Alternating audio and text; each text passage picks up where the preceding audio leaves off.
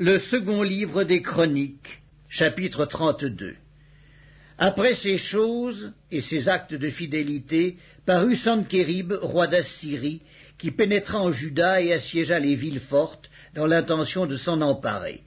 Ézéchias, voyant que Sankérib était venu et qu'il se proposait d'attaquer Jérusalem, tint conseil avec ses chefs et ses hommes vaillants, afin de boucher les sources d'eau qui étaient hors de la ville. Et ils furent de son avis. Une foule de gens se rassemblèrent et ils bouchèrent toutes les sources et le ruisseau qui coule au milieu de la contrée. Pourquoi, disait-il, les rois d'Assyrie trouveraient-ils à leur arrivée des eaux en abondance?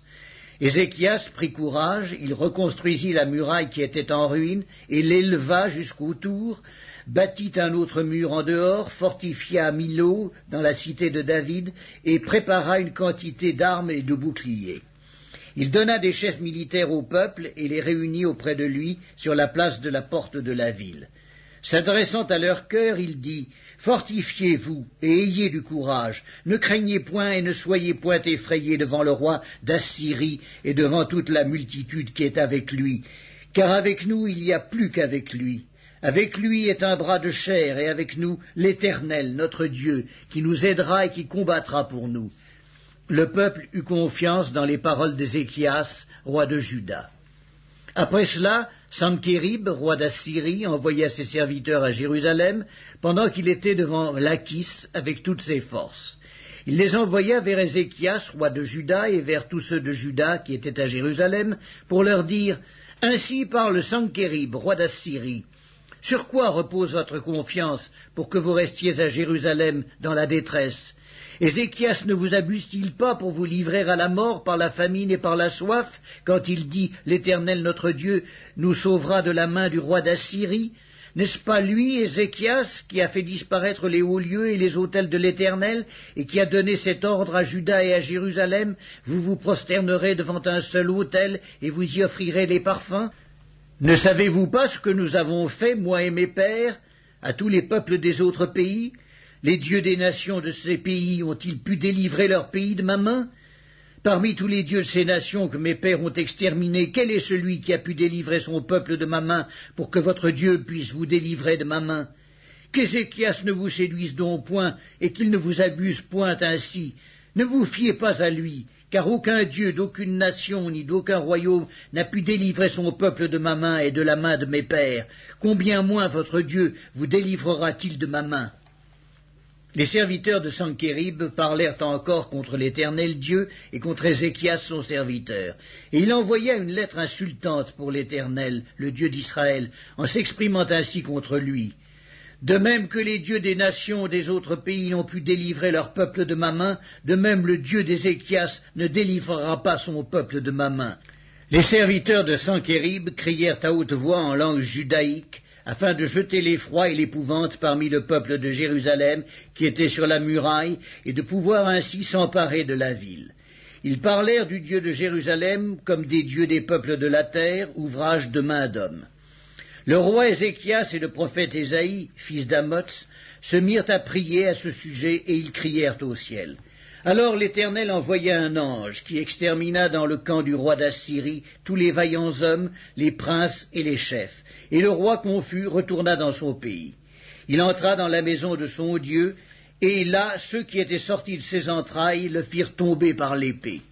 Ainsi l'Éternel sauva Ézéchias et les habitants de Jérusalem de la main de Sankérib, roi d'Assyrie, et de la main de tous, et il les protégea contre ceux qui les entouraient. Beaucoup de gens apportèrent dans Jérusalem des offrandes à l'Éternel et de riches présents à Ézéchias, roi de Juda, qui depuis lors fut élevé aux yeux de toutes les nations. En ce temps-là, Ézéchias fut malade à la mort. Il fit une prière à l'Éternel, et l'Éternel lui adressa la parole et lui accorda un prodige. Mais Ézéchias ne répondit point au bienfait qu'il avait reçu, car son cœur s'éleva, et la colère de l'Éternel fut sur lui et sur Juda et Jérusalem. Alors Ézéchias, du sein de son orgueil, s'humilia avec les habitants de Jérusalem, et la colère de l'Éternel ne vint pas sur eux pendant la vie d'Ézéchias. Ézéchias eut beaucoup de richesses et de gloire. Il se fit des trésors d'argent, d'or, de pierres précieuses, d'aromates, de boucliers et de tous les objets qu'on peut désirer, des magasins pour les produits en blé, en mou et en huile, des crèches pour toute espèce de bétail et des étables pour les troupeaux. Il se bâtit des villes et il eut en abondance des troupeaux de menu et de gros bétail, car Dieu lui avait donné des biens considérables. Ce fut aussi lui, Ézéchias, qui boucha l'issue supérieure des eaux de Gihon et les conduisit en bas vers l'occident de la cité de David. Ézéchias réussit dans toutes ses entreprises. Cependant, lorsque les chefs de Babylone envoyèrent des messagers auprès de lui pour s'informer du prodige qui avait eu lieu dans le pays, Dieu l'abandonna pour l'éprouver, afin de connaître tout ce qui était dans son cœur. Le reste des actions d'Ézéchias et ses œuvres de piété, cela est écrit dans la vision du prophète Ésaïe, fils d'Amoz, dans le livre des rois de Juda et d'Israël. Ézéchias se coucha avec ses pères, et on l'enterra dans le lieu le plus élevé des sépulcres des fils de David. Tout Juda et les habitants de Jérusalem lui rendirent honneur à sa mort, et Manassé, son fils, régna à sa place. Le second livre des Chroniques, chapitre 33. Manassé avait 12 ans lorsqu'il devint roi, et il régna 55 ans à Jérusalem. Il fit ce qui est mal aux yeux de l'Éternel, selon les abominations des nations que l'Éternel avait chassées devant les enfants d'Israël. Il rebâtit les hauts lieux qu'Ézéchias son père avait renversés. Il éleva des autels au Baal. Il fit des idoles d'Astarté, et il se prosterna devant toute l'armée des cieux et la servit. Il bâtit des autels dans la maison de l'Éternel, quoique l'Éternel eût dit, « C'est dans Jérusalem que sera mon nom à perpétuité. » Il bâtit des autels à toute l'armée des cieux dans les 2 parvis de la maison de l'Éternel. Il fit passer ses fils par le feu dans la vallée des fils de Hinnom. Il observait les nuages et les serpents pour en tirer des pronostics. Il s'adonnait à la magie et il établit des gens qui évoquaient les esprits et qui prédisaient l'avenir. Il fit de plus en plus ce qui est mal aux yeux de l'Éternel, afin de l'irriter. Il plaça l'image taillée de l'idole qu'il avait faite dans la maison de Dieu, de laquelle Dieu avait dit à David et à Salomon son fils, « C'est dans cette maison et c'est dans Jérusalem que j'ai choisi parmi toutes les tribus d'Israël que je veux à toujours placer mon nom. Je ne ferai plus sortir Israël du pays que j'ai destiné à vos pères, pourvu seulement qu'ils aient soin de mettre en pratique tout ce que je leur ai commandé, selon toute la loi, les préceptes et les ordonnances prescrits par Moïse. » Mais Manassé fut cause que Juda et les habitants de Jérusalem s'égarèrent et firent le mal plus que les nations que l'Éternel avait détruites devant les enfants d'Israël. L'Éternel parla à Manassé et à son peuple, et ils n'y firent point attention. Alors l'Éternel fit venir contre eux les chefs de l'armée du roi d'Assyrie, qui saisirent Manassé et le mirent dans les fers. Ils le lièrent avec des chaînes d'airain et le menèrent à Babylone. Lorsqu'il fut dans la détresse, il implora l'Éternel son Dieu, et il s'humilia profondément devant le Dieu de ses pères. Il lui adressa ses prières, et l'Éternel, se laissant fléchir, exauça ses supplications et le ramena à Jérusalem dans son royaume. Et Manassé reconnut que l'Éternel est Dieu. Après cela, il bâtit en dehors de la ville de David et à l'occident, vers Gihon, dans la vallée, un mur qui se prolongeait jusqu'à la porte des Poissons, et dont il entoura la colline, et il l'éleva à une grande hauteur. Et il mit aussi des chefs militaires dans toutes les villes fortes de Juda.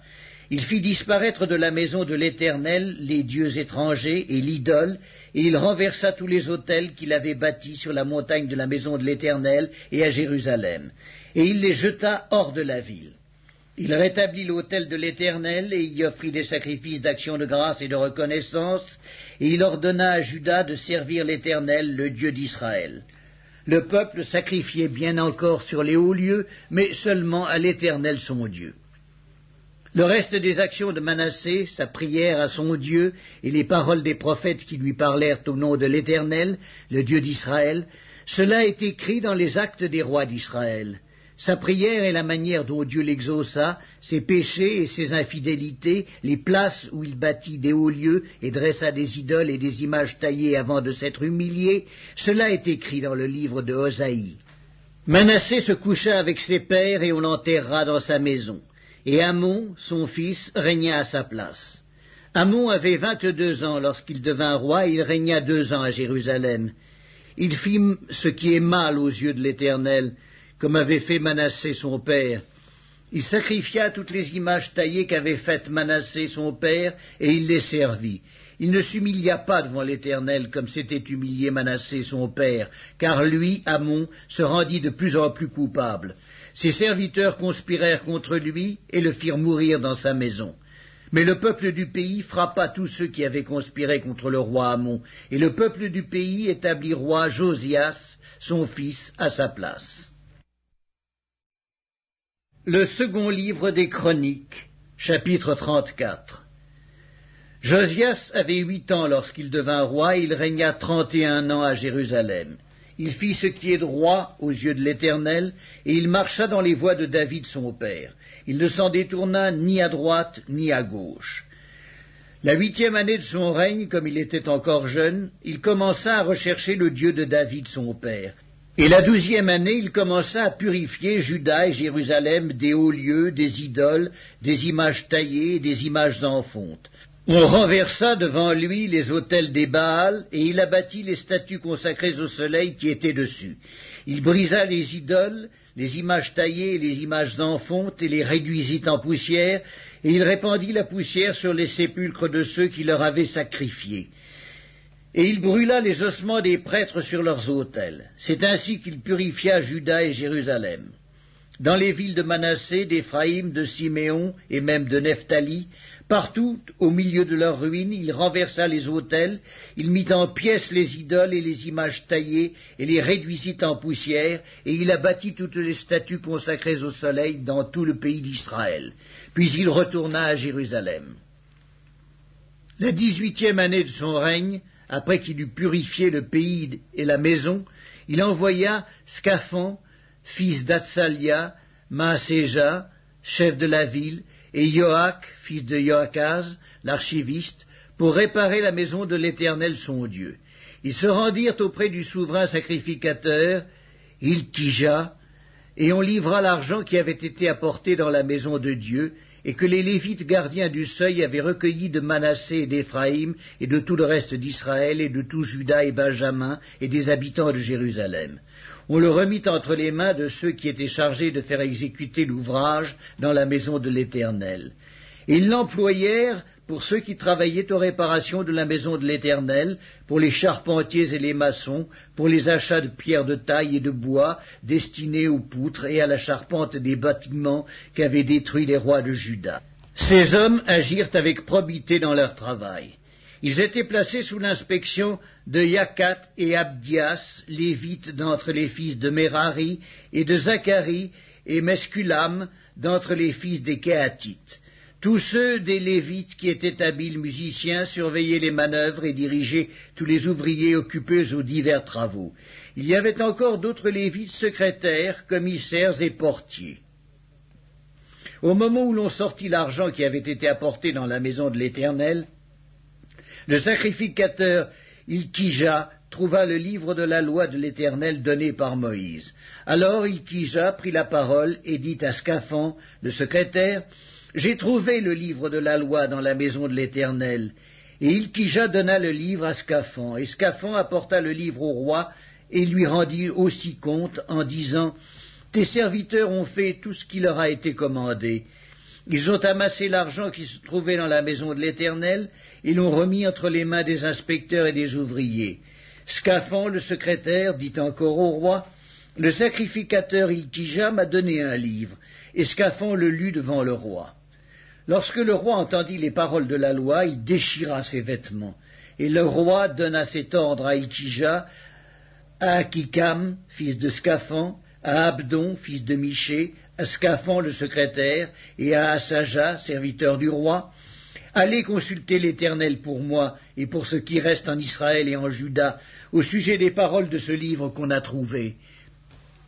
Car grande est la colère de l'Éternel qui s'est répandue sur nous, parce que nos pères n'ont point observé la parole de l'Éternel et n'ont point mis en pratique tout ce qui est écrit dans ce livre. » Hilkija et ceux qu'avait désigné le roi allèrent auprès de la prophétesse Hulda, femme de Scaloum, fils de Tokéhat, fils de Asra, gardien des vêtements. Elle habitait à Jérusalem dans l'autre quartier de la ville. Après qu'ils eurent exprimé ce qu'ils avaient à lui dire, elle leur répondit, « Ainsi parle l'Éternel, le Dieu d'Israël. Dites à l'homme qui vous a envoyé vers moi, ainsi parle l'Éternel. Voici, je vais faire venir des malheurs sur ce lieu et sur ses habitants, toutes les malédictions écrites dans le livre qu'on a lu devant le roi de Juda. Parce qu'ils m'ont abandonné et qu'ils ont offert des parfums à d'autres dieux afin de m'irriter par tous les ouvrages de leurs mains, ma colère s'est répandue sur ce lieu et elle ne s'éteindra point. Mais vous direz au roi de Juda qui vous a envoyé pour consulter l'Éternel, ainsi parle l'Éternel, le Dieu d'Israël, au sujet des paroles que tu as entendues. Parce que ton cœur a été touché, parce que tu t'es humilié devant Dieu en entendant ces paroles contre ce lieu et contre ses habitants, parce que tu t'es humilié devant moi, parce que tu as déchiré tes vêtements et que tu as pleuré devant moi, moi aussi j'ai entendu, dit l'Éternel. Voici, je te recueillerai auprès de tes pères, tu seras recueilli en paix dans ton sépulcre, et tes yeux ne verront pas tous les malheurs que je ferai venir sur ce lieu et sur ses habitants. Ils rapportèrent au roi cette réponse. Le roi fit assembler tous les anciens de Juda et de Jérusalem. Puis il monta à la maison de l'Éternel avec tous les hommes de Juda et les habitants de Jérusalem, les sacrificateurs et les Lévites, et tout le peuple, depuis le plus grand jusqu'au plus petit. Il lut devant eux toutes les paroles du livre de l'Alliance qu'on avait trouvé dans la maison de l'Éternel. Le roi se tenait sur son estrade, et il traita alliance devant l'Éternel, s'engageant à suivre l'Éternel et à observer ses ordonnances, ses préceptes et ses lois, de tout son cœur et de toute son âme, afin de mettre en pratique les paroles de l'Alliance écrites dans ce livre. Et il fit entrer dans l'Alliance tous ceux qui se trouvaient à Jérusalem et en Benjamin. Et les habitants de Jérusalem agirent selon l'Alliance de Dieu, du Dieu de leur père. Josias fit disparaître toutes les abominations de tous les pays appartenant aux enfants d'Israël, et il obligea tous ceux qui se trouvaient en Israël à servir l'Éternel leur Dieu. Pendant toute sa vie, ils ne se détournèrent point de l'Éternel, le Dieu de leur père.